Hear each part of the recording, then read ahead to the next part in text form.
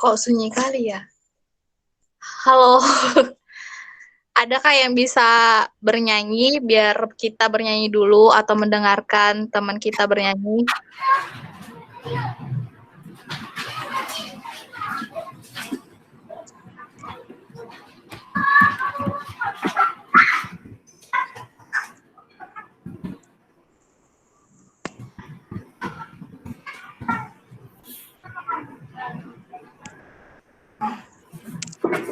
Devon. Ya, Devon di HP yang mana?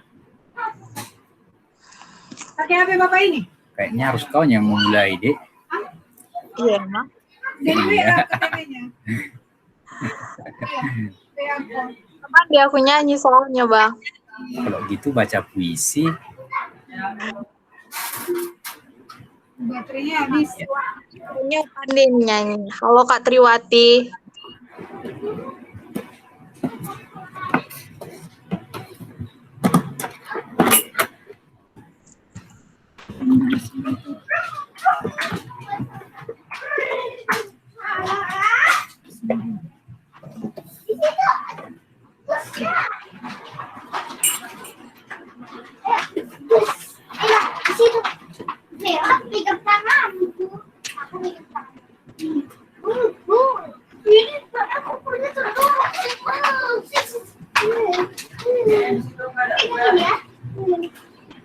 Jadi yang mana pakai WA?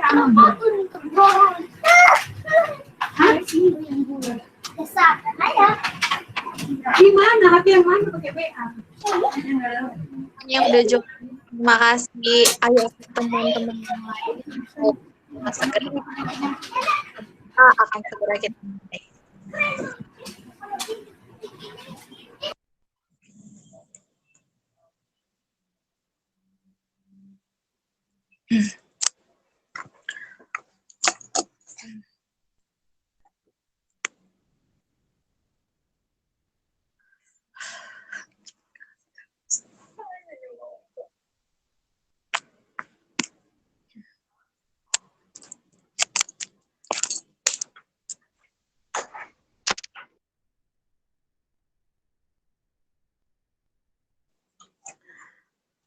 Oke, jamnya sudah jam 7:10.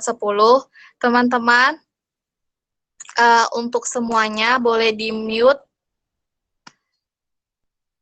Audionya boleh di-mute. Terima kasih. Selamat datang di Online Talkshow bersama PMK. Hari ini tema kita yaitu produktivitas dalam pandemi. Tapi sebelumnya kita akan berdoa. Doa dimulai. Mari kita berdoa. Tuhan, terima kasih untuk hari ini, untuk setiap penyertaan-Mu yang boleh kami nikmati. Terima kasih untuk setiap hal yang boleh kami rasakan. Terkhusus hari ini ya Bapak, kami boleh memulai acara kami yaitu Online Talkshow bersama PMK ya Bapak. Biarlah kiranya Engkau hadir di tengah-tengah kami ya Bapak, pribadi lepas pribadi ya Bapak. Biarlah kami dapat menikmati acara ini secara online ya Bapak. Tuhan Yesus yang baik, berkati kami semua yang ada di dalamnya. Tuntunlah kami ya Bapak. Bahkan berkati juga abang kami, Bang Umanda, untuk dapat menjelaskan apa yang boleh atau akan dijelaskannya ya Bapak. Tuhan berkati juga kami semuanya, biarkanlah Engkau memberikan hikmat dan kebijaksanaan kepada kami. Bahkan berkati sinyal kami pribadi lepas pribadi ya Bapak, biarkan kami dapat menikmati berkat yang daripadamu melalui online talkshow ini. Terima kasih ya Bapak, dalam nama Yesus kami berdoa dan mengucap syukur kepadamu. Amin. Oke, sebelum kita memberikan kepada abang kita, Bang Umanda, aku mau nanya nih, teman-teman, kan tema kita hari ini produktivitas dalam pandemi. Menurut teman-teman, selama pandemi ini, apa aja sih yang kita lakuin, apalagi di rumah aja? Boleh ya kita sharing-sharing sebentar dari teman-teman. Saya cari ya dari sini. Dari Anila Nababan. Boleh, Dek. Halo. Boleh di-unmute, Dek. Halo. Halo Kak. Halo, Dek. Boleh dong diceritain selama di rumah aja, ngapain, produktif, ngapain aja selama pandemi ini, ngapain aja di rumah, gitu. Oke, Dek. Kakak persilakan. Oke, terima kasih Kak. Shalom kakak abang semua. Nama saya Anila Nababan, saya mahasiswi Ilmu Keolahragaan Stambuk 2017. Sebelumnya, ya, Kak? boleh ditunjukkan wajahnya biar teman-teman atau siapa mengenal siapa dirimu. Oke Kak, boleh Kak.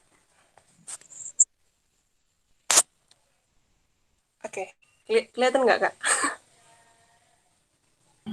Sudah kelihatan. Dek. Terima kasih untuk kesempatannya Kak.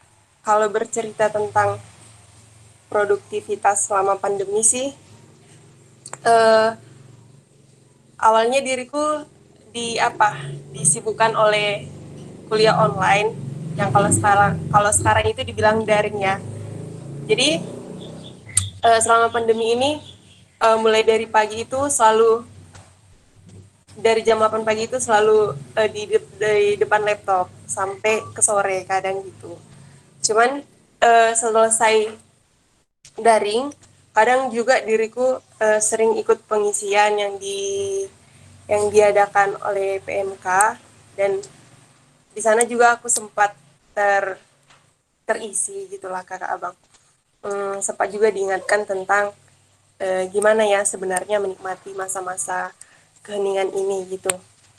Jadi yang awalnya aku selalu sibuk daring, bahkan untuk kepelayanan kadang udah sangat terganggu fokusnya seperti itu. Di sana aku diingatkan tentang bahwa gimana bisa membalanskan antara pelayanan juga studi seperti itu. Jadi setelah itu aku setelah pengisian itu aku lebih sering mengajak kakakku untuk lebih produktif juga. Misalnya aku sering membagikan mereka tentang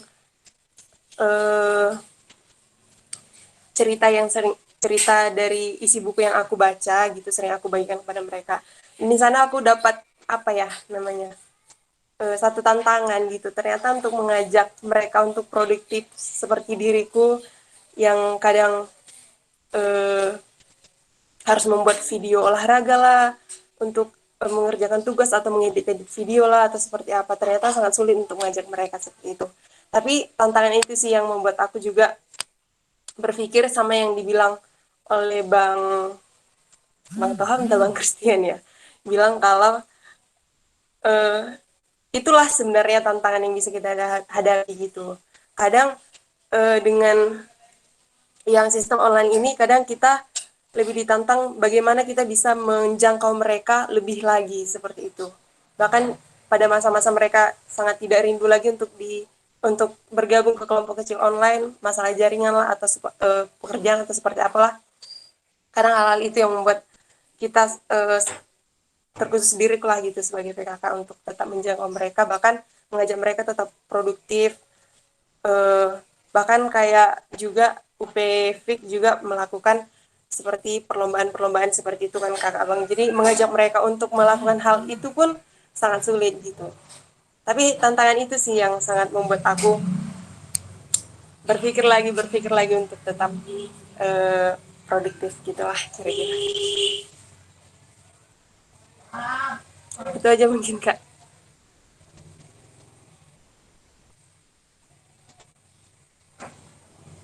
Suaranya nggak kedengaran kak. Mute.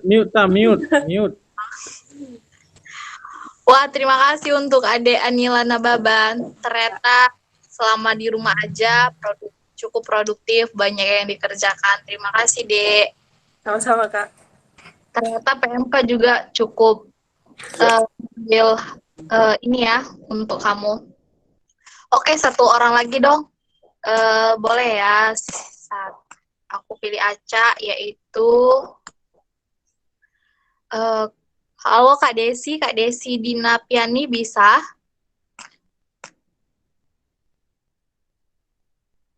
Halo, nggak bisa ya? Oke, kita acak lagi yang lain. Kak Triwati Sitanggang dong, saudara Bang Manda ya. Halo Kak Triwati. Ayo Tri, jangan ini si tanggang nanti ya. Ayo.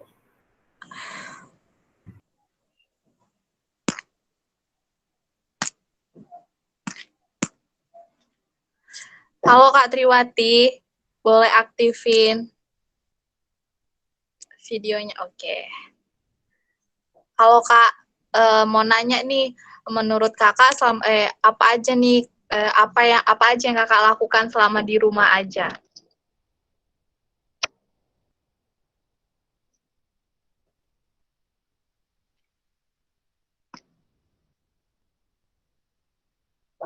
Halo Kak, nggak dengar suaranya.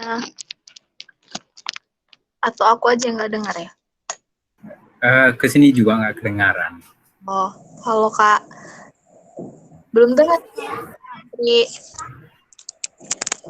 Kak Tri. Oke Kak. Halo Kak, dengar? Udah dengar. Oke. Oke Kak, terima kasih buat pertanyaannya.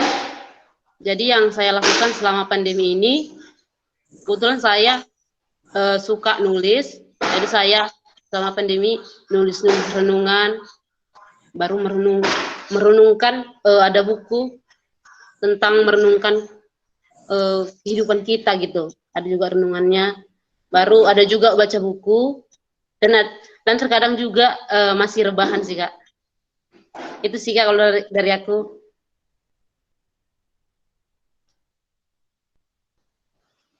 Oke Kak Tri, ada lagi Kak? Itu aja sih Kak.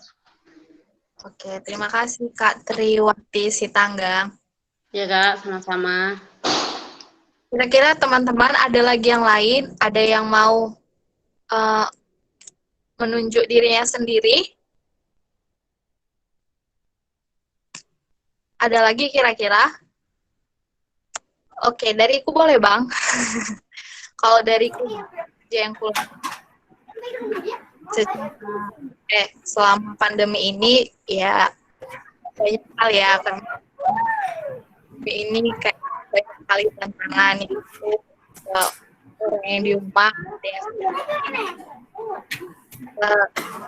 yang jadi menurutku produktifnya itu membaca buku sih, karena aku nggak suka membaca, tapi selama pandemi ini lagi diasuh terus rajin membaca.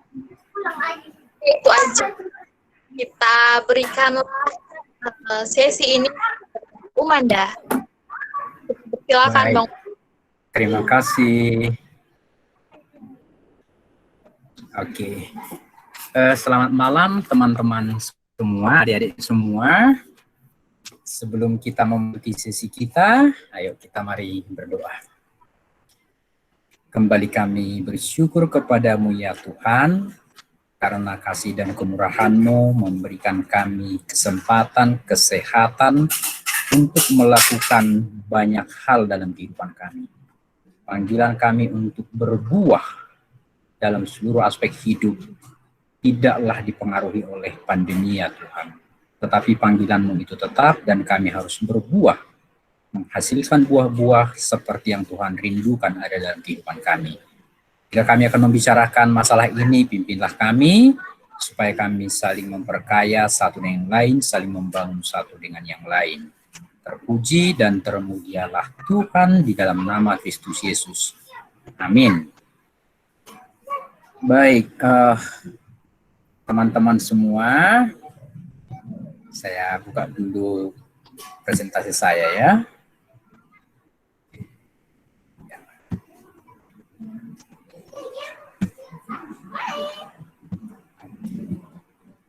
Sudah kelihatan kira-kira? Udah Bang. Oke, baik. Terima kasih semuanya. Kita bicara tentang pandemi dan produktivitas. Tetapi sebelum ke sana, karena saya sudah cukup tua, sudah 50, kebanyakan dari kita tentu tidak mengenal saya lagi gitu. Jadi saya perkenalkan dirilah dulu ya teman-teman. Perkenalannya hanya dengan ini saja gitu. Tentu adik-adik tahu saya bukanlah yang ini. Kursor saya kelihatan? Oh, enggak ya? Kelihatan, Bang. Kelihatan. Bukan juga ini ya. Teman-teman pasti Tapi melihat mirip, Bang. ini. Mirip ya? Iya. Agak santai lah kita tentu bincang-bincang kita ini ya. Inilah orangnya.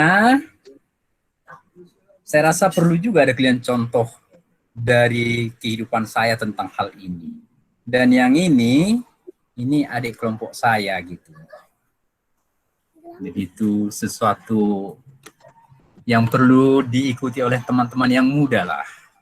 Karena kan kesempatan kita mengenal adik kelompok kita itu sangat baik dan terus bersama bertumbuh itu sangat baik. Saya alumni Teknik Kimia tahun 90. Ini kakak kalian, alumni Fakultas Kedokteran 94 gitu.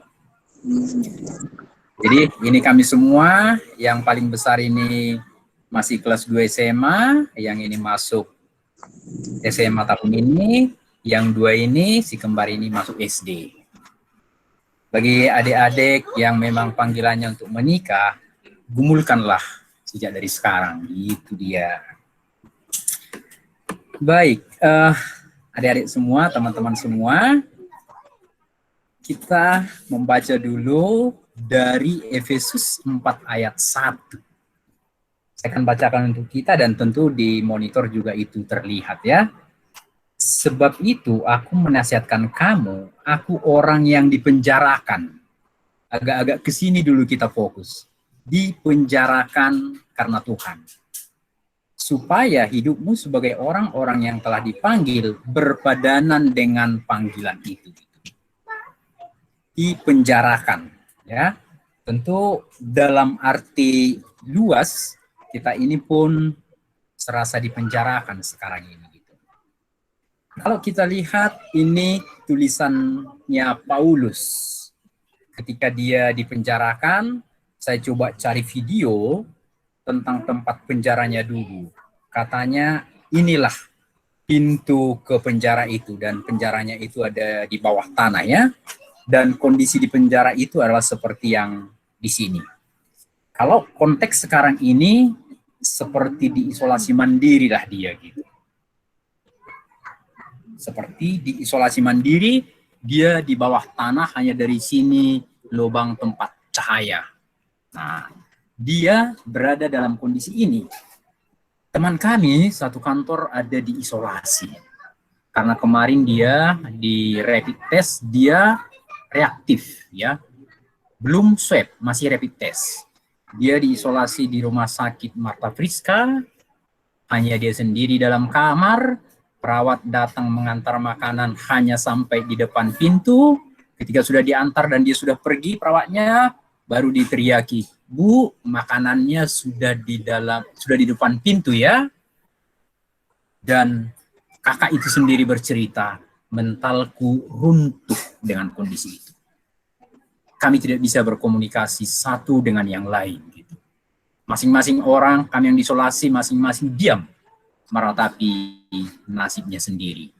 Kami tidak pernah bertatap muka dengan dokter, kami hanya ditelepon, apa perasaan, adakah keluhan, ada ini, kalau tidak, oke Bu, lanjutkan ya. Kapan saya akan keluar dari sini? Oh, kita belum tahu. Dan informasi ketidakjelasan itu sangat meruntuhkan mentalnya. Dia bilang, karena saya tiap hari menghubungi, mencoba menguatkannya, lalu kakak itu mengatakan, ternyata air mata juga kadang membantu kita untuk melegakan diri kita. Itulah yang diisolasi mandiri. Ya.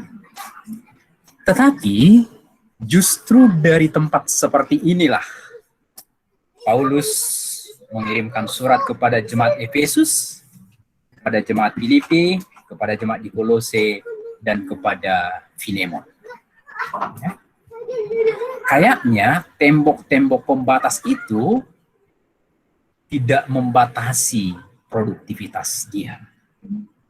Kalau kita lihat beberapa poin penting yang sehubungan dengan kondisi kita yang dituliskan oleh Paulus kepada jemaat Efesus. Pergunakanlah waktu yang ada, karena hari-hari ini adalah jahat, gitu ya. Pergunakan waktu yang ada. Menarik tadi yang disebutkan oleh si Triwati, di samping dia menulis renungan, baca renungan, lalu rebahan pun menjadi satu bagian aktivitasnya. Memang dari dulu ketika meja belajar itu bertempur dengan tempat tidur, yang biasa dengan sengaja kita menangkan itu memang tempat tidur gitu ya. Dan peluang menangnya tempat tidur dalam situasi pandemi ini memang semakin besar. Apalagi kadang kita demi tidak terganggu melakukan aktivitas yang lain, kita masuk ke tempat tidur, lalu terjadilah pertempuran antara tugas, antara laptop dengan tempat tidur, maka teman-teman bisa menghitung berapa kali laptop menjadi pemenang dan berapa kali tempat tidur menjadi pemenang. Itu kata Paulus kepada jemaat di Efesus. Katanya kepada jemaat di Filipi, aku mengucap syukur. Ini juga sesuatu yang sulit kayaknya dalam situasi seperti ini kalau kita bergantung kepada situasi kita. Dan itu dialami oleh teman-teman. Kebetulan di tempat kami itu ada 11 orang yang harus menghadapi isolasi mandiri karena reaktif. Yang kami lihat adalah selalu derayan air mata. Mengucap syukur itu sepertinya barang langka bagi mereka. Tetapi Paulus di dalam isolasi mandirinya mengucap syukur gitu ya. Terus lakukanlah segala sesuatu dengan tidak bersungut-sungut. Saya rasa ini juga sangat relevan bagi kita. Entahlah itu jaringan yang susah, entahlah fasilitas yang sangat terbatas, tapi lakukan segala sesuatu dengan tidak bersungut-sungut. Ini, bersukacitalah senantiasa dalam Tuhan. Ini juga menjadi pesan-pesan penting yang harus kita ikuti dari pesan Paulus kepada jemaat di Filipi. Jangan khawatir, lalu segala perkara dapat kutanggung di dalam Dia yang memberi kekuatan kepadaku. Lalu kita lihat tidak seluruhnya ini kepada jemaat di Kolose, dia tetap mengatakan kami selalu mengucap syukur. Tetapi yang menarik juga ini yang bagian ini. Karena aku mau supaya kamu tahu betapa beratnya perjuangan yang kulakukan untuk kamu. Itu disampaikan kepada orang-orang yang dilayaninya. Meskipun aku di penjara, tetapi aku melakukan perjuangan yang sangat berat untuk kamu. Anila tadi mengatakan susah sekali mengajak adik-adik untuk ikut kegiatan seperti ini. Tapi mungkin juga kalau kita lihat dari sini, adik-adik juga perlu tahu ya, betapa beratnya perjuangan yang kulakukan untuk kamu, supaya kamu bertumbuh. Bagian yang terakhir yang saya catat, yang saya pilih bagian-bagian tertentu, salam daripadaku, Paulus, aku menulis dengan tanganku sendiri. Sangat menarik bagian yang terakhir ini, ingatlah akan belenggu. Paulus ketika di penjara memang dibelenggu. Tetapi ketika dia dibelenggu juga, dia berusaha untuk menulis dengan tangannya sendiri. Di tengah-tengah keterbatasan, dia tetap melakukan upaya supaya dia tetap produktif, menguatkan, melayani jemaat yang dilayaninya. Itu Paulus. Kita lihat yang berikutnya. Ini dari Wahyu, kita tahu itu ketika Yohanes menulis kitab Wahyu, dia dibuang di Pulau Patmos, di pulau yang kecil ini. Luasnya ini hanya sekitar 320 hektar. 3 kali luas kompleks USU. Paulus di sini ketika itu dia bekerja di tambang batu bara. Sambil bekerja, jadi dalam konteks ini si Yohanes memang tidak mengalami isolasi pribadi atau mandiri seperti halnya Paulus, tetapi dia masuk ke karantina wilayah. Dia tidak bisa keluar dari daerah ini. Tapi ketika dia ada di sanalah kitab Wahyu itu dituliskan. Setidaknya teman-teman, adik-adik semua, dari sini kita melihat karantina atau keterbatasan yang mereka alami itu tidak menjadi penghalang bagi mereka untuk produktif. Tetap mereka melakukan panggilan pelayanannya. Tentu tidak lagi sama seperti yang selama ini mereka lakukan. Mereka di tengah keterbatasan itu menemukan cara yang baru, metode yang baru untuk melayani jemaatnya. Sekarang kita bicara tentang pandemi. Ya. Tentu adik-adik semua, kita semua sudah mengetahui definisi pandemi itu. Pandemi itu katanya wabah yang berjangkit serempak di mana-mana, meliputi daerah geografis yang luas.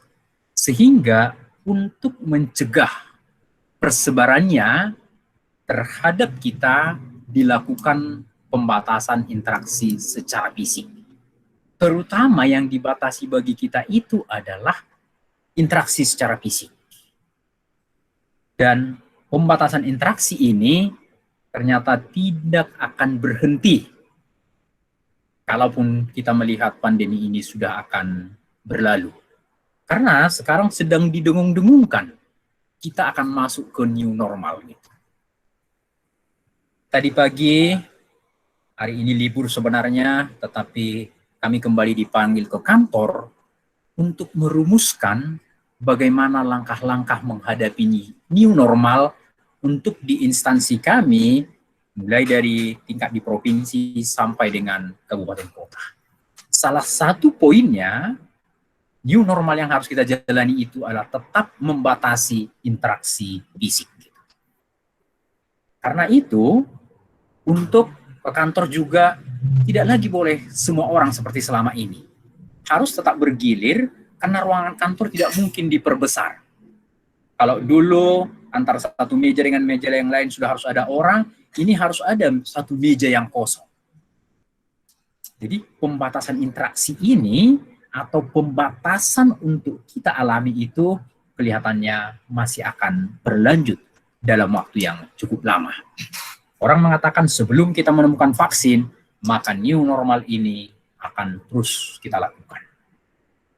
Karena sama-sama kita ketahui juga, memang salah satu metode transmisi atau satu-satunya metode transmisi si virus ini adalah dia menompang ke kita. Dia nggak bisa berpindah dengan sendirinya, harus ada pembawanya. Maka memang interaksi fisik ini akan terus berlanjut. Ya, dalam waktu yang mungkin masih akan lama. Dengan kata lain, kondisi yang sedang kita alami ini kemungkinan berlanjutnya masih akan lama. Itu si pandemi. Yang kedua, si produktivitas. Kamus Besar Bahasa Indonesia mengatakan produktivitas itu adalah kemampuan untuk menghasilkan sesuatu. Kalau kita kebanyakan masih mahasiswa, maka yang harus kita hasilkan itu adalah penguasaan ilmu pengetahuan. Ya. Bagaimana kemudian pandemi itu, keterbatasan itu tetap membuat kita menguasai ilmu pengetahuan. Kalau kita kaitkan dengan diri kita sebagai orang-orang yang dibina, maka yang berikutnya adalah pertumbuhan rohani. Tidak sedang mengatakan ilmu pengetahuan pertama baru rohani yang kedua ya, tetapi kedua aspek ini memang harus sama-sama bertumbuh atau ilmu pengetahuannya harus sama-sama kita kuasai.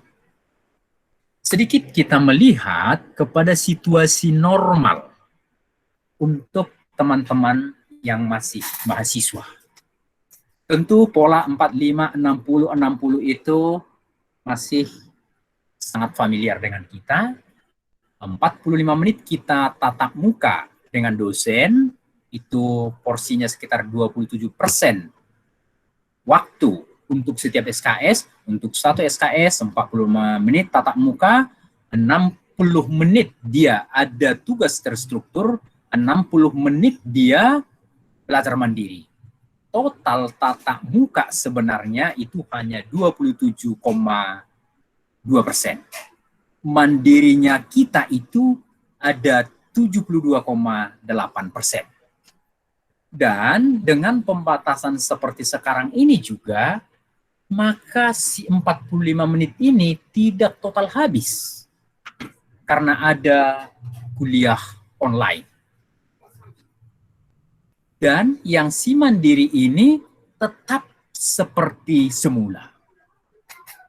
Maka kalau dari situasi ini, kalau saya melihat tidak ada alasan sebenarnya kalau produktivitas kita dalam hal penguasaan ilmu pengetahuan itu menjadi berkurang.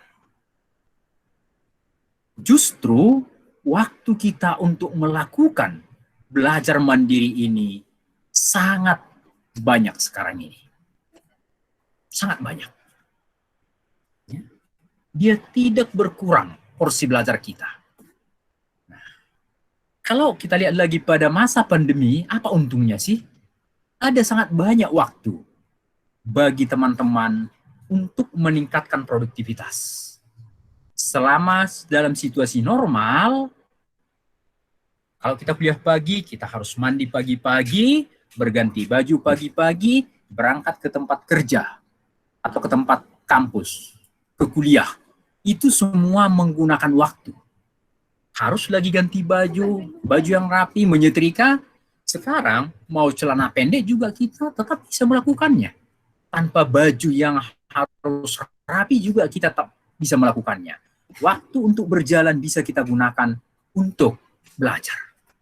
Jadi ada sangat banyak sebenarnya peluang yang tersedia untuk kita bisa meningkatkan produktivitas kita.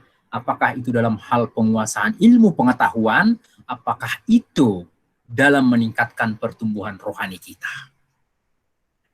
Jadi kalau misalnya ada di antara kita yang penguasaan ilmu pengetahuannya berkurang atau tidak meningkat, maka apa yang menjadi masalahnya?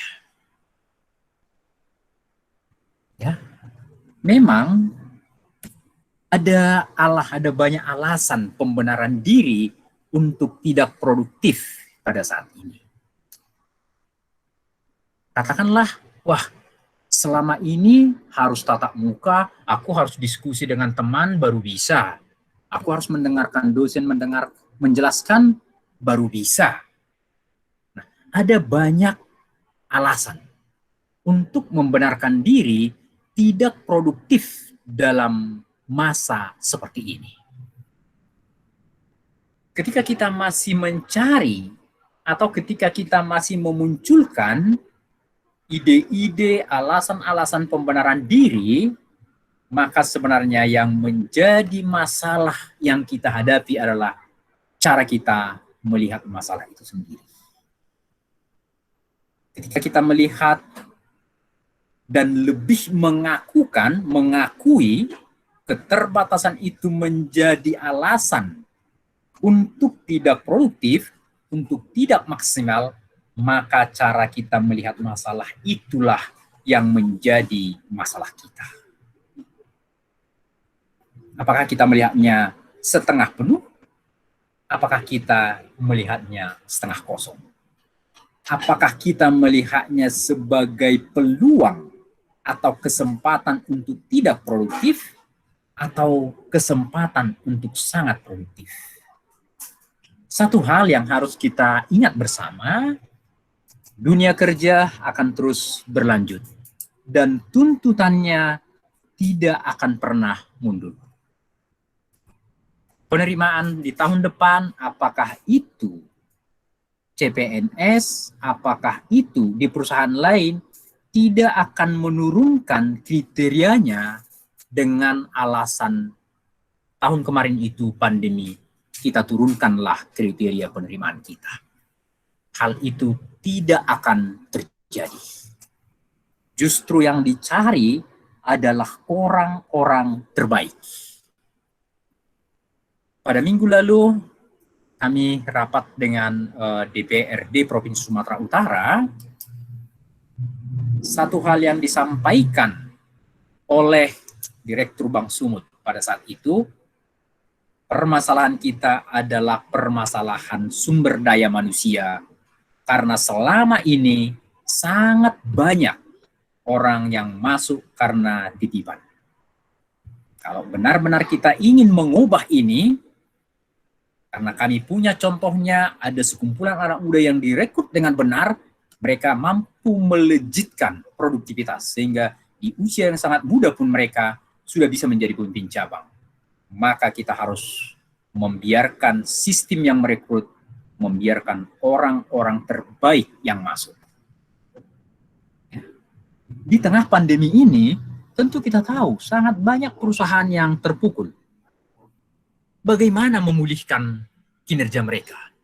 Bagaimana memulihkan capaian mereka? Hanya dengan merebut atau merekrut orang-orang terbaik, menyingkirkan orang-orang yang tidak the best. Karena itu, kalau kita mundur dari hal ini, maka kita hanya akan menjadi terbuang. Karena itu teman-teman, lihat tantangan ke depan, dorong diri kita sendiri, dorong adik-adik kita, supaya mereka menjadi orang-orang terbaik yang kemudian mengisi posisi-posisi yang memang dituntut oleh dunia kerja ke depan. Ya. Kalau kita melihat, sebenarnya dalam banyak hal, kebebasan itulah justru yang membelenggu kita.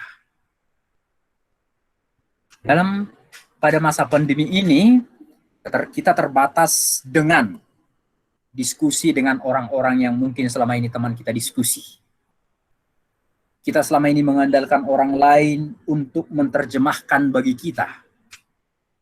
Ketika kita berpedoman atau beranggapan bahwasannya aku harus kursus untuk bisa belajar bahasa Inggris. Aku harus diskusi. Maka kebebasan pergi ke tempat kursus, kebebasan berdiskusi, kebebasan yang lain-lain itu telah membelenggu kita untuk memperlengkapi diri kita. Dalam banyak hal, kebebasan itu justru membelenggu kita. Kita harus melihat hal-hal seperti ini. Selama ini aku bebas ke sana, bebas ke sini, dan aku tetap berpatok kebebasan seperti itulah yang bisa membantu produktivitasku, maka kebebasan itu telah membelenggu diriku untuk produktif di masa yang sekarang.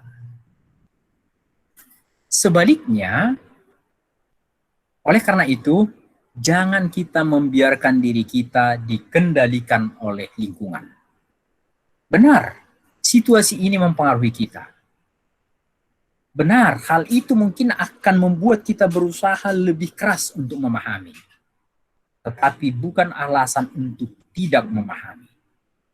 Entah kita kadang menderetkan 1000 kesulitan untuk mencoba membenarkan diri kita untuk tidak produktif. Kalau itu terjadi, kita membiarkan diri kita dikendalikan oleh lingkungan.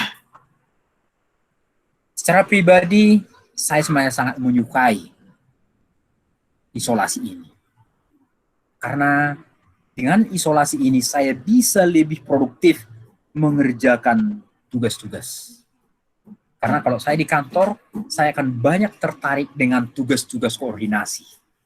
Saya akan rapat ke sana, rapat ke sini, rapat ke sana, tetapi tugas-tugas saya kadang jadi terkendala. Dengan metode seperti ini, saya tetap bisa koordinasi, tapi tinggal dengan jaringan. Saya tidak perlu lagi berpindah tempat untuk itu. Dan itu menambah waktu saya untuk mengerjakan tugas-tugas saya dengan maksimal. Ya.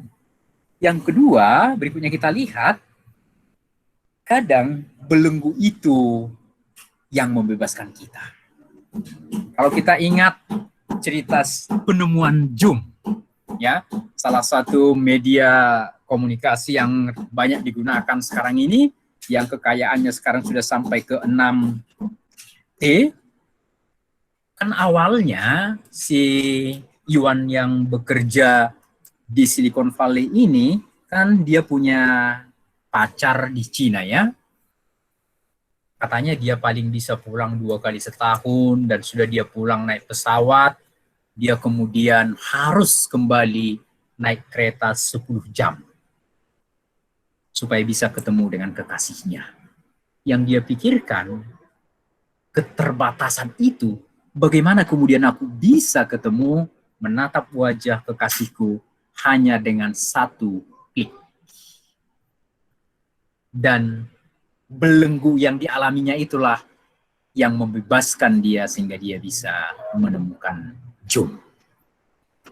Dan kalau kita lihat sebenarnya sangat banyak orang-orang yang terbelenggu itu justru memberikan kebebasan berpikir yang sangat luas dan menghasilkan produk yang sangat baik.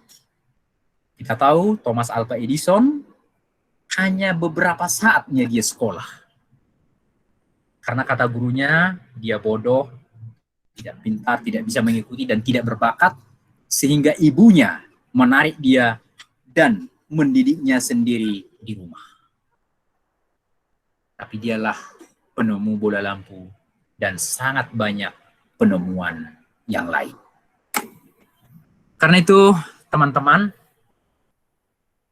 tidak ada alasan bagi kita sebenarnya untuk tidak produktif. Sebuah kisah penutup dari seorang Yahudi yang ketika masa Holocaust, yaitu pembinasaan orang Yahudi oleh Jerman, mereka ada sekitar 9 orang bersaudara dalam satu keluarga. Mamanya sudah mati, bapaknya juga sudah, adik-adiknya juga sudah, dan dia ada di ruangan bersama dengan teman-temannya, kadang harus berdampingan dengan mayat. Hari-hari dia akan melihat orang-orang, kemudian dibawa mungkin ke pembantaian, mungkin juga dia ke tabung gas untuk dibinasakan tentu. Dan di depan pintu mereka selalu dikawal oleh penjaga. Lalu kemudian Viktor Frankl ini berpikir, kenapa aku harus terbelenggu dengan situasi ini? Lalu di tengah situasi itu, dia mulai berpikir, karena memang kita diberi kemampuan imajinasi, lalu dia membayangkan, dia mengajar di kampus, dia membayangkan membuat sesuatu, sampai kemudian dia tiba pada kesimpulan, meskipun aku ada di balik jeruji terbelenggu, tapi aku justru lebih merdeka dari penjaga yang ada di luar itu. Fisiknya boleh terbatas, tetapi imajinasinya, karyanya tidak dibelenggu oleh pembatas itu. Teman-teman, adik-adik sekalian, ini pengantar diskusi bagi kita untuk topik produktivitas dan pandemi. Untuk masalah ilmu pengetahuan, bagaimana dengan masalah pertumbuhan rohani? Kalau saya melihat masa ini justru masa yang sangat subur untuk pertumbuhan rohani.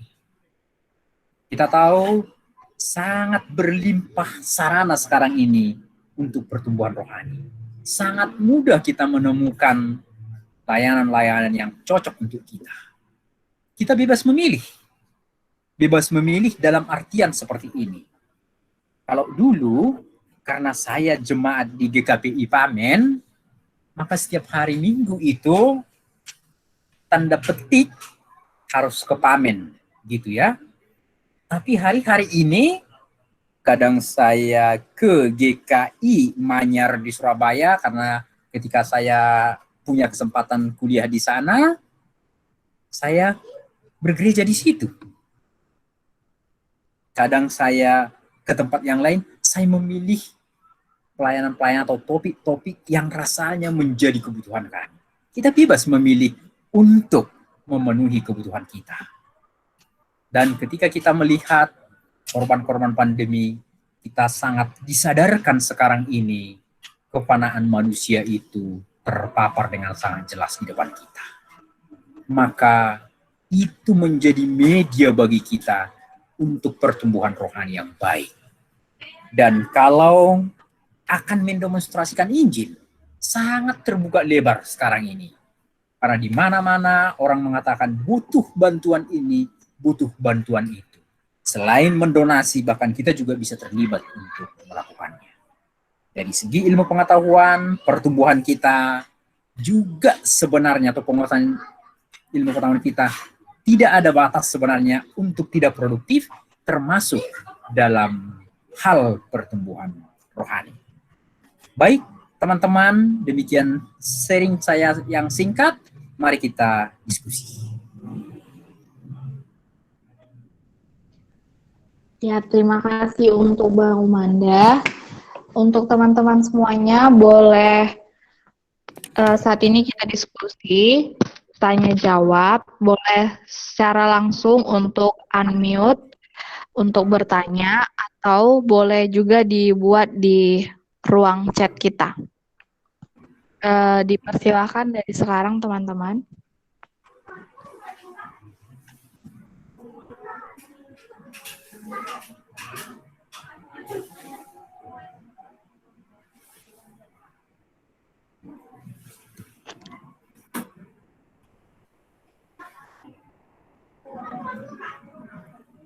Ayo, boleh melalui chatting juga pertanyaannya.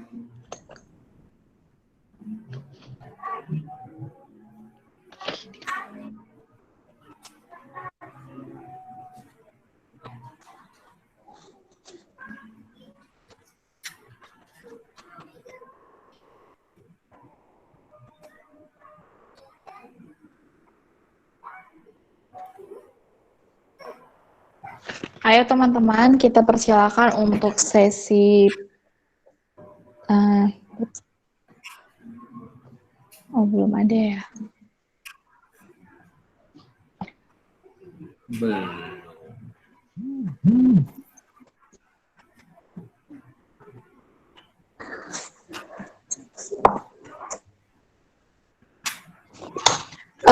Sepertinya harus dipancing ya, Bang. Oke, siapkan pancingnya dan umpannya. Dari saya boleh bertanya, Bang? Saya. Boleh deh, nanti Christian yang jawab.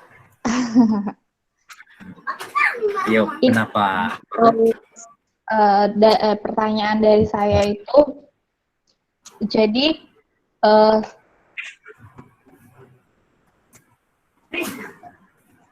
tunggu bentar kok. Bentar ya, Bang.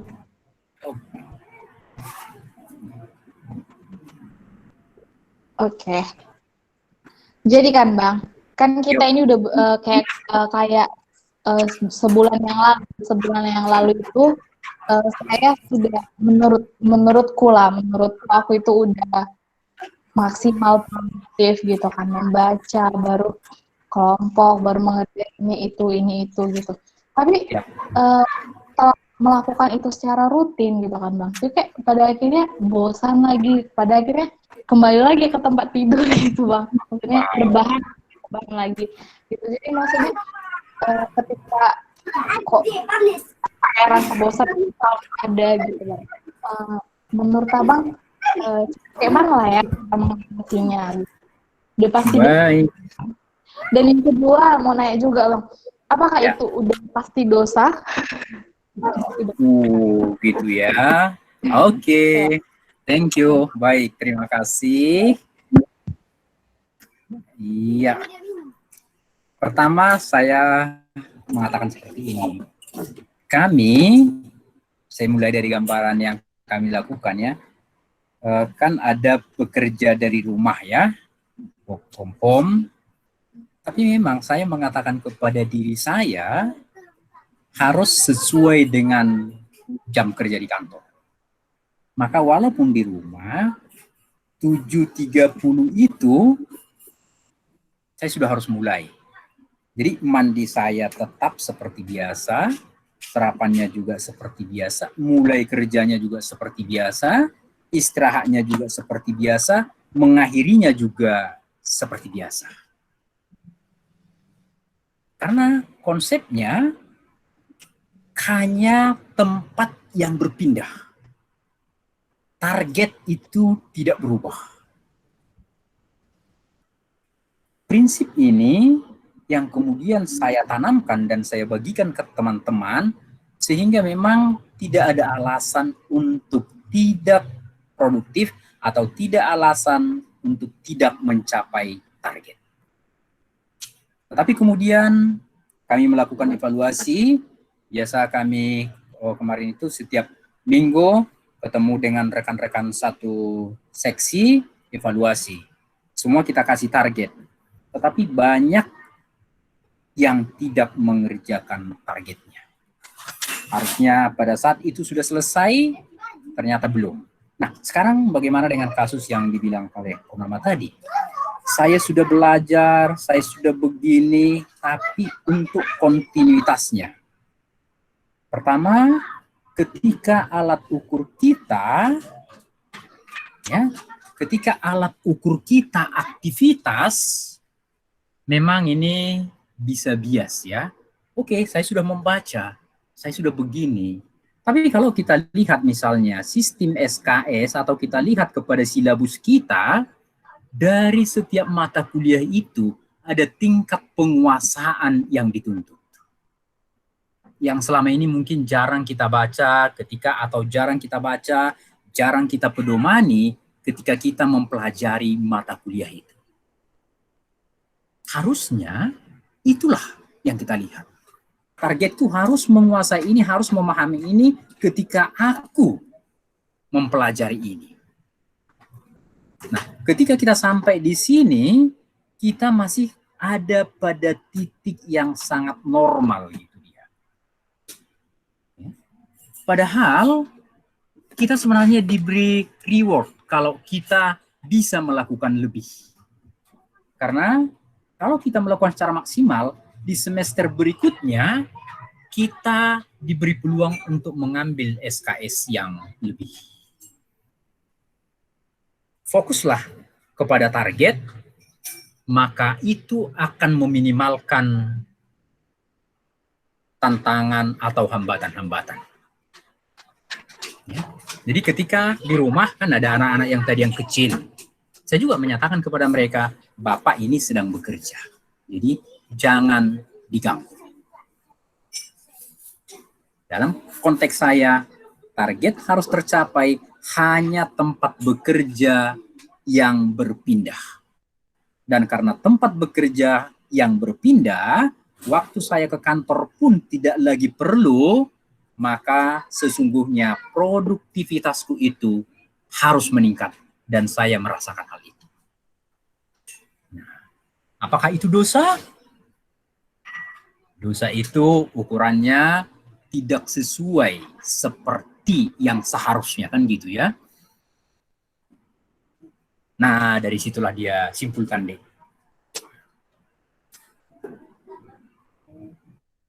Oke, Pur. Oke, Bang. Makasih, Bang. Oke deh. Jawabannya target ya, Bang. Kita harus membuat target untuk biar Ya. satu untuk lebih, tapi membuat. Makasih, Bang. Yuk. Dari Kak Triwati. Ya.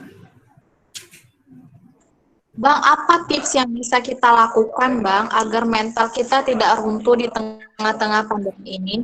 Dan apa yang bisa kita lakukan agar peluang bisa menjadi lebih produktif? Oke. supaya mental tidak runtuh ya. Iya Bang. Oke. Yang pertama tentu bangun mentalnya di atas batu, jangan di atas pasir. Kayak mana lah pelaksanaannya itu kan. Pokoknya itulah bahasanya kan gitu. Gitunya katanya kan, kalau di atas pasir dia katanya gampang runtuh.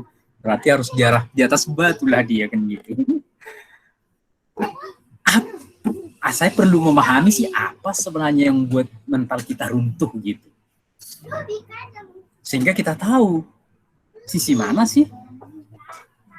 Karena saya pribadi saya tidak merasa ada sesuatu tantangan dengan situasi ini gitu. Justru peluang untuk lebih yang saya melihatnya gitu.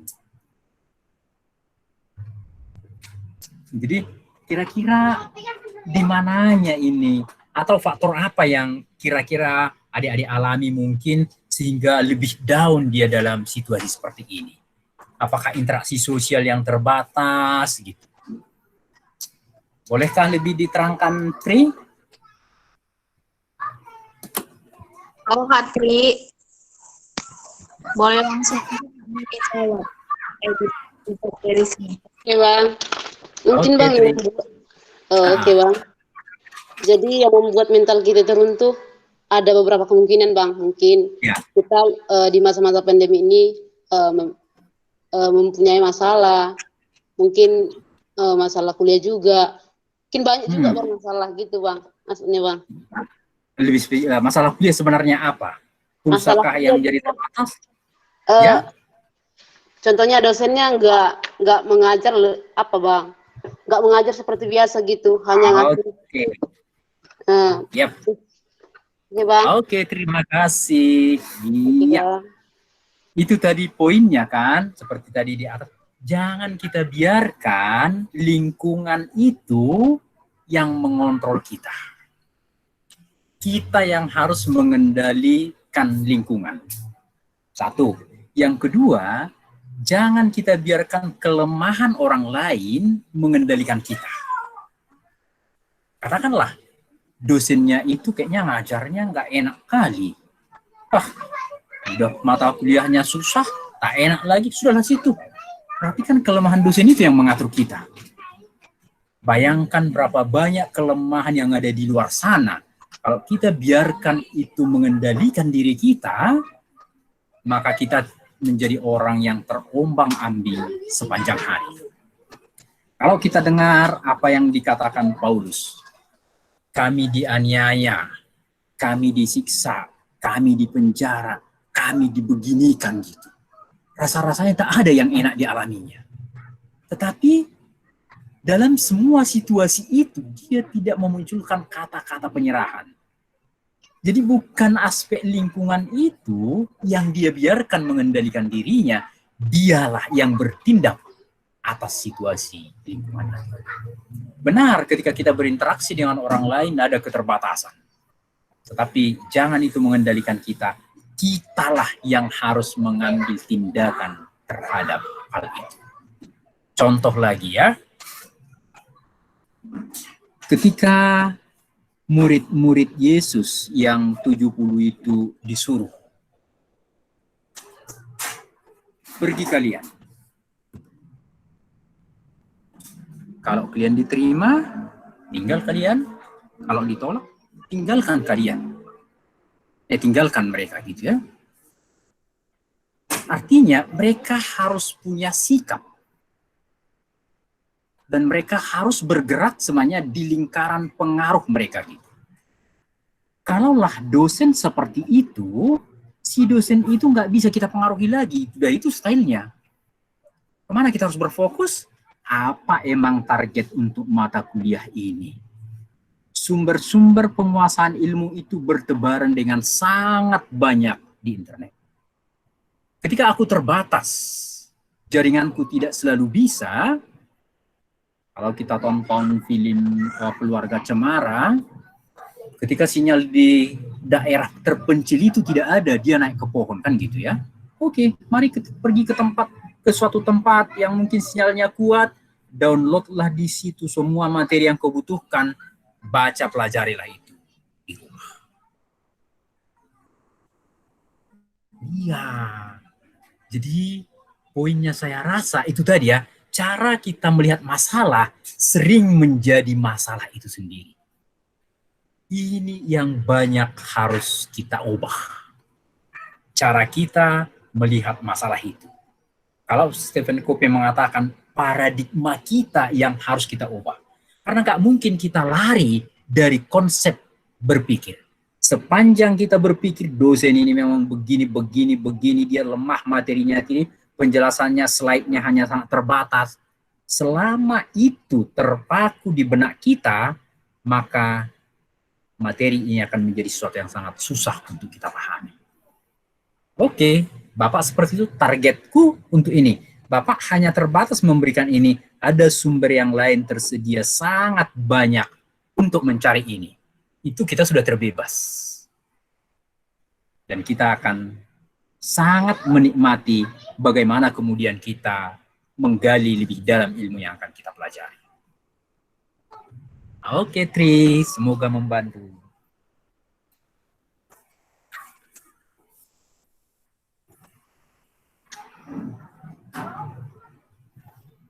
Oke, Arta, suaramu masih mute deh, masih mute. Yo.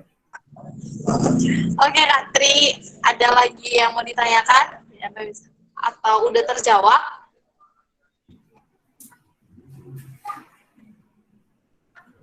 Berarti kembali lagi menjadi membuat target ya, Bang. Kembali lagi target. Oh iya, Bang, tadi kan Abang bilang Abang menikmati masa pandemi ini. Nggak banyak orang. Ini sih yang dibilang Kak Tri tadi kan, Bang. Mental untuk di tengah-tengah pandemi ini, saya juga, Bang, salah satu orang yang mentalnya runtuh gitu di pandemi ini. Kenapa? Satu itu kan seharusnya karena saya mahasiswa akhir, seharusnya karena harus itu, Bang. Gimana? Terputus suara. Oh iya. Enggak. Ya, coba. Bang, seperti yang dibilang Kak Tri tadi, karena Bang bilang bahwasanya apa aja di mental runtuh itu yang bagaimana gitu kan di tengah-tengah pandemi yang seperti itu. Nah, kalau dari saya pribadi sih, saya juga mengalami mental runtuh itu, Bang, gitu. Di mana yang seharusnya penelitian diterima karena harus stay at home gitu. Dan juga kan sekolah semua pada di rumah. Jadi, untuk kami teman-teman semua yang ada di sini yang mahasiswa pasti mengalami mental runtuh itu gitu, Bang. Terus kayak gitu pasti nggak semangat lagi, jatuh lagi gitu. Apa sih, Bang? Jadi aku lagi nanya. Oke. Apa sih, Bang, yang bisa kami lakukan gitu di tengah-tengah runtuh kami ini? Iya. Benar. Oke, terima kasih, Arta. Maaf, Bang. Boleh juga teman-teman yang lain saling berbagi kan? Di antara teman-teman yang mengalami itu tidak. Pertama memang tadi penelitian harusnya ini kok jadi terhalang, targetku nggak tercapai karena ada keterbatasan, kan gitu ya.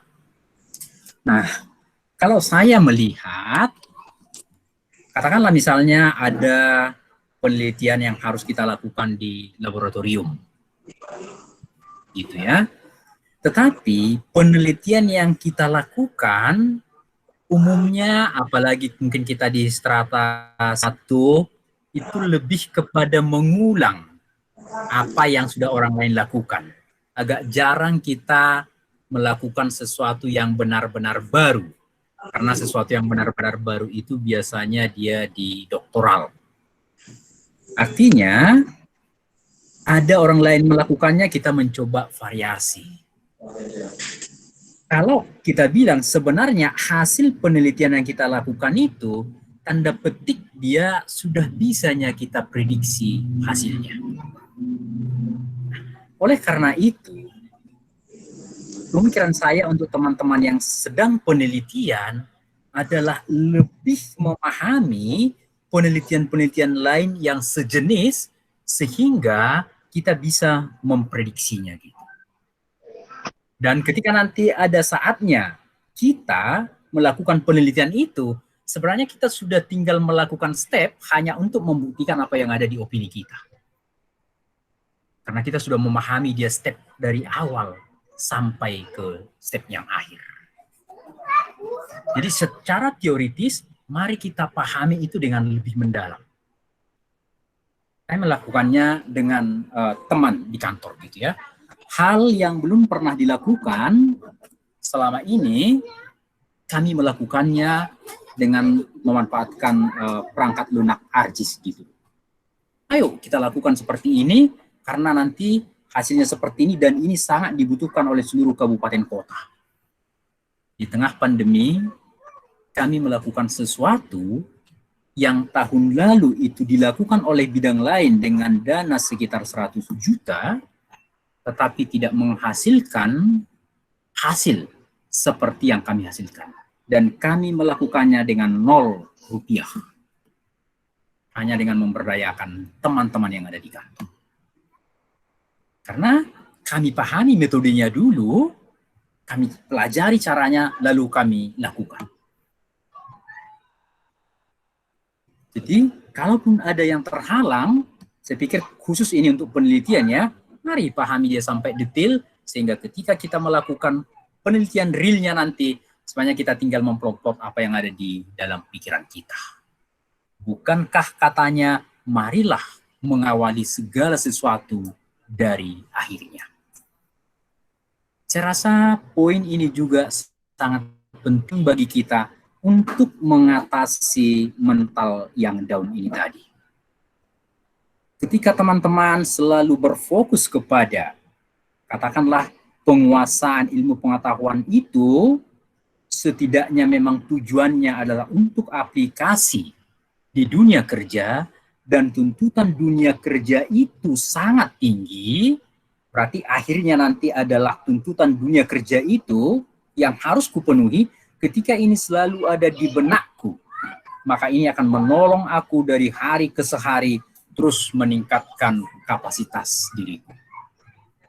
Marilah memulai segala sesuatu dengan akhirnya. Bukankah ketika teman-teman merencanakan membuat kue bolu, bukankah bolu itu sudah selesai di benak kita bahkan sebelum kita melangkah membeli tepungnya? Justru karena gambaran akhir yang jelas itulah aku bisa beli tepung, bisa beli mentega, bisa beli macam-macam. Karena sudah ada gambaran detil yang harus kucapai. Gambaran detil yang kucapai itu membuat saya bisa melakukan hal-hal yang detil.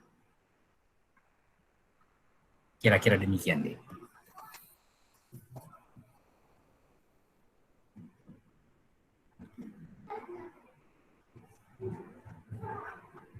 Oke, tadi dari Tohab, ada pertanyaan dari Tohab sebelum ada teman-teman yang lainnya.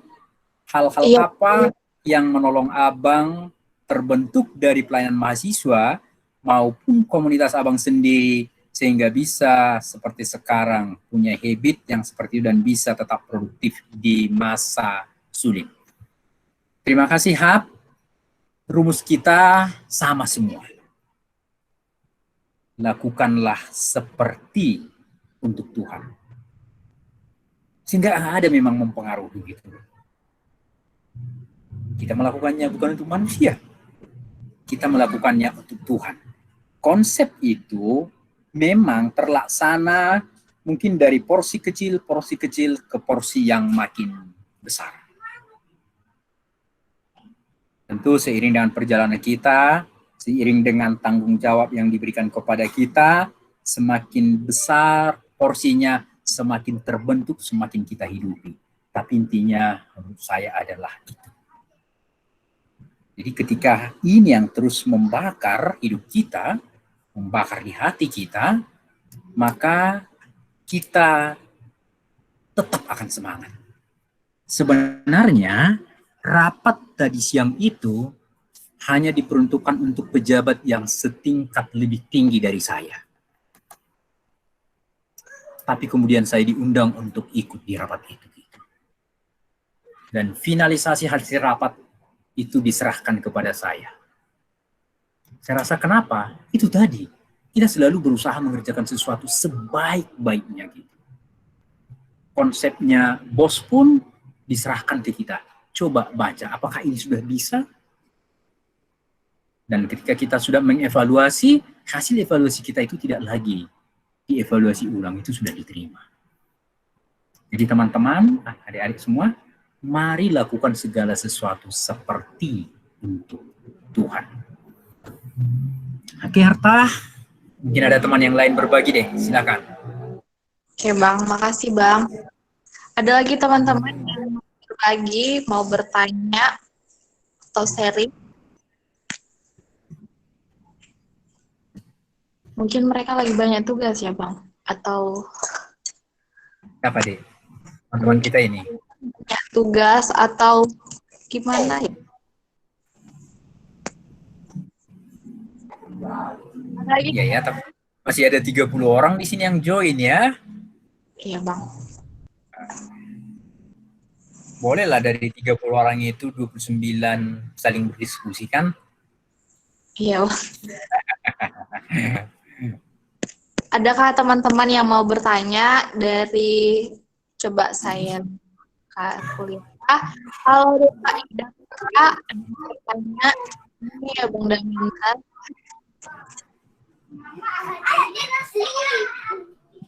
Boleh juga kan Bang sharing atau apa? Iya.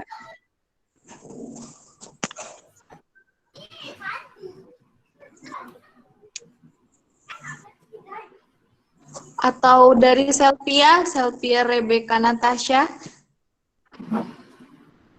Oh. Malu sama.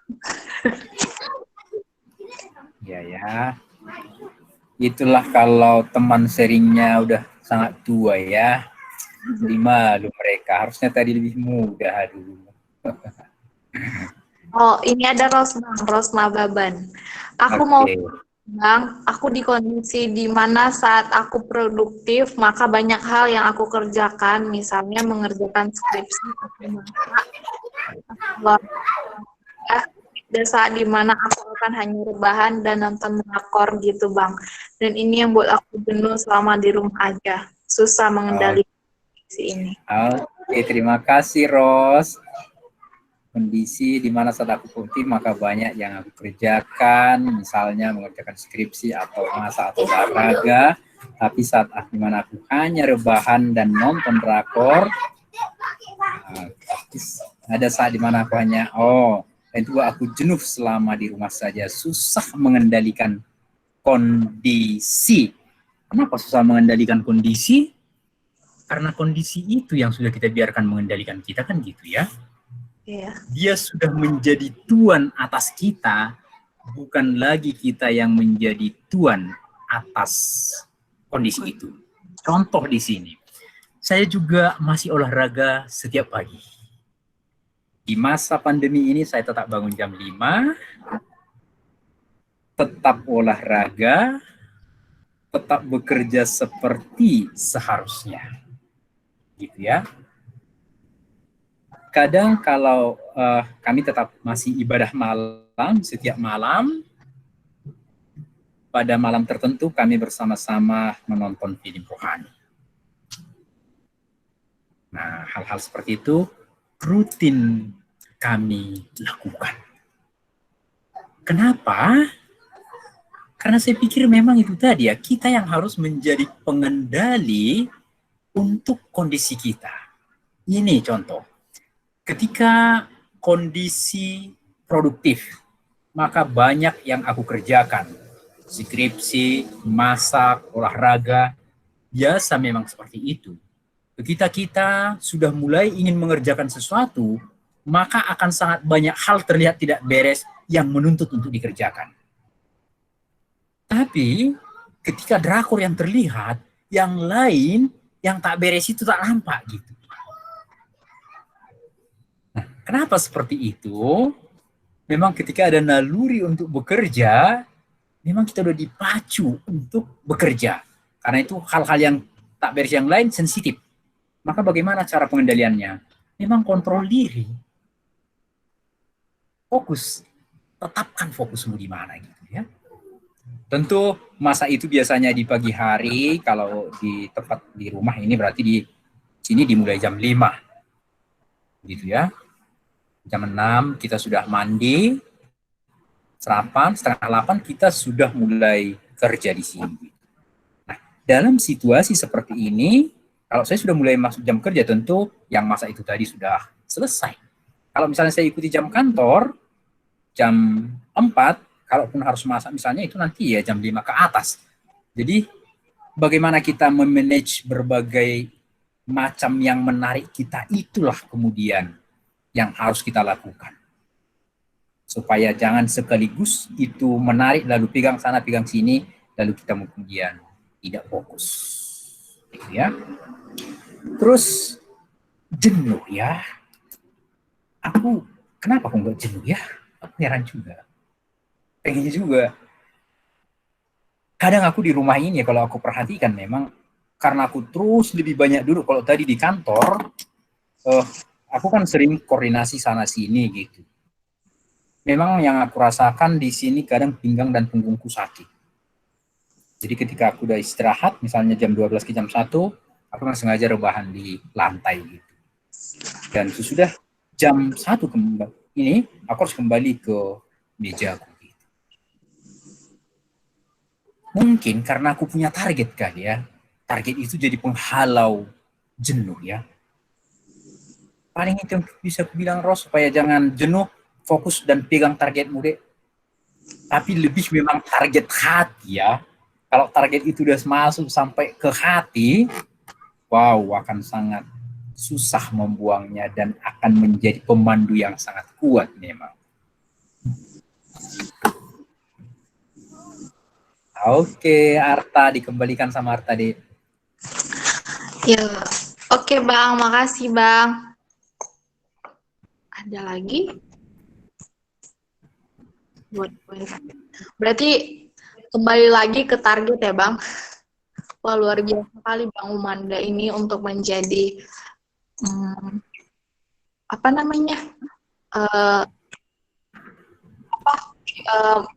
melihat bagaimana Bang bisa jadi.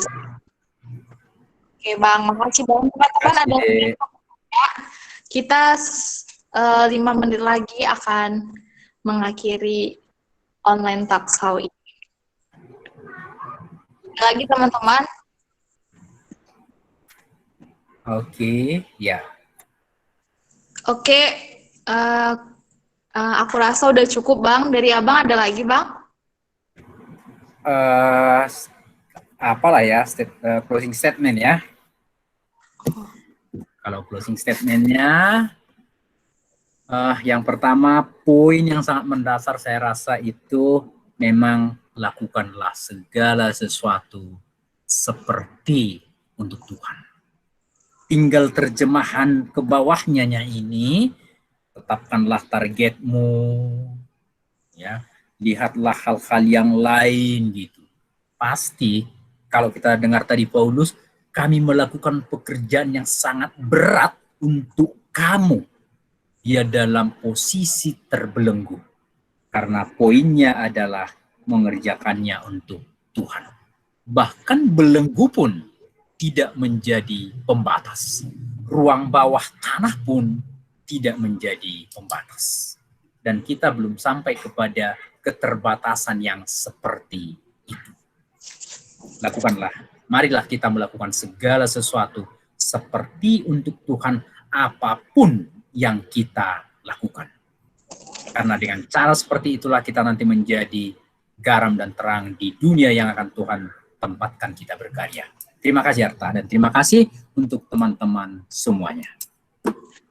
Makasih Bang Umanda. Tapi sebelum kita doa penutup, kita ada warta dari VMK. Teman-teman boleh dengar sebentar ya. Yang kita akan mengadakan acara itu pada tanggal 6 Juni 2020, yaitu memuridkan keluarga. Itu juga online talk show oleh Bang Benyaris Pardosi. Tanggal 30 Juni 2020 itu juga kita akan pembalaan dari Yohanes 10. Itu oleh Bang Triawan Wicaksono. Dan yang tanggal 20 Juni 2020 kita akan studi dari ratapan dalam Mazmur, yaitu part 1. Kita ada 2 part, yaitu tanggal 20 Juni dan tanggal 27 Juni oleh Bang Effendi Aritonang. Teman-teman semua yang ada di sini kiranya bisa save date-nya dan nanti juga akan dibuat di IG PMK. Jangan lupa ya teman-teman semuanya. Terima kasih untuk malam ini. Terima kasih untuk Bang Umanda. Kita tutup dalam Terima kasih. Bang Umanda. Oh ya, mari kita bersatu dalam doa. Bapa Surgawi, kami sungguh bersyukur oleh karena kebaikan dan kemurahan-Mu, Engkau memanggil kami untuk menjadi anak-anak-Mu. Dan Engkau memperlengkapi kami untuk melakukan segala yang baik. Maka patutlah kami puji dan kami muliakan Engkau Tuhan, dan mempersembahkan hidup yang Tuhan karuniakan kepada kami menjadi persembahan yang terbaik. Karena itu patut dan wajarlah kami melakukan segala sesuatu. Tugas panggilan kami di dunia ini memang hanya untuk-Mu. Kiranya itu menguasai hati pikiran kami, menolong kami untuk melalui hari-hari masa-masa pandemi ini dengan tetap produktif, ya Tuhan. Karena bukan saja Engkau sudah memperlengkapi kami untuk itu, bahkan Engkau setia, menolong, memberi kekuatan untuk melakukannya. Terima kasih untuk setiap teman-teman yang boleh bergabung, terima kasih untuk PMK yang memfasilitasi, terima kasih kepada Allah untuk teknologi yang kami gunakan. Biarlah semuanya untuk hormat dan kemuliaan. Terima kasih Bapa, tercurahlah berkat-Mu atas kami semua. Di dalam nama Tuhan Yesus kami berdoa, bersyukur dan berterima kasih kepada-Mu. Amin. Amin. Terima kasih Bang Umanda, teman-teman. Sama-sama deh. Boleh di-unmute, kita boleh say hello di sini. Yo. Ini teman-teman flyer-nya Juni bersama PMK. Ya, maunya tunjukkan wajah lah semua ya. Setidaknya ada 25 orang lagi ya, sehingga kita bisa lihat ya. Ya Bang. Makasih ya Bang. Yuk, sama-sama semuanya. Terima kasih Bang Umanda. Terima kasih. Terima kasih untuk semuanya.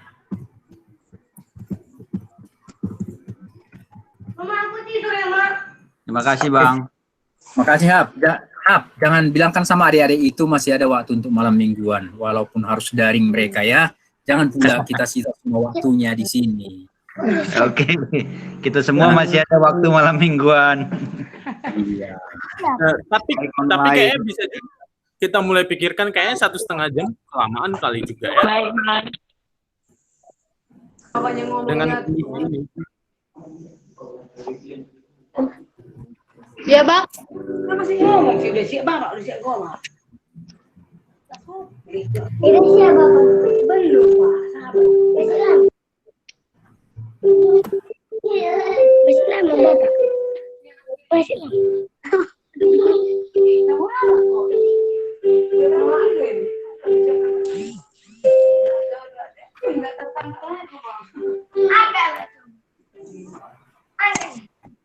Sudah bisa diinikan di live ya? Udahnya? Bisa Bang, udah Bang. Oke, terima kasih Arta, terima kasih untuk semua. Terima kasih Bang. Terima kasih Bang. Yuk. Tinggal berapa?